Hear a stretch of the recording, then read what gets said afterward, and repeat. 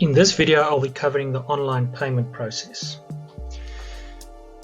Please log into the system and under My Next Step, select the payment option. On the next screen, you'll be able to select one of three payment options. One payment of R7,500 plus VAT, as well as the other two options.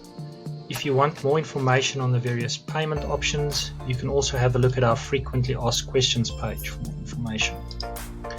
We will use the address that you entered previously on your profile as your billing address. If you want to use a different billing address, just click on this checkbox here at the bottom and complete the correct address. You can then continue to the PayFast payment platform that we use to process all payments. The payment process is very secure. In fact, it's much more secure than using your credit card at a retail store. We offer three different payment options. Firstly, you can use your credit or check card.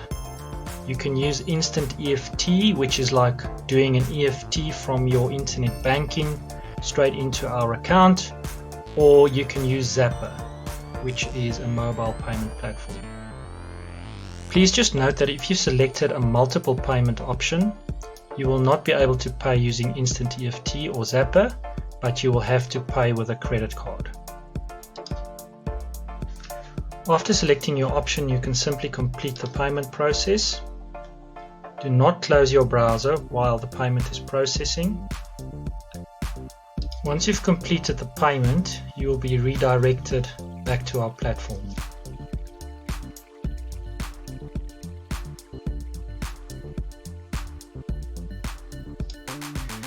Another important aspect to consider is that we never ever store your credit card information in our system.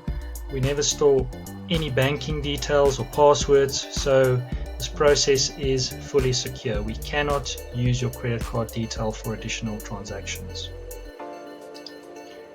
If you elected to pay in monthly installments, your credit card will automatically be charged 30 days from your date of payment with the additional authorized amount.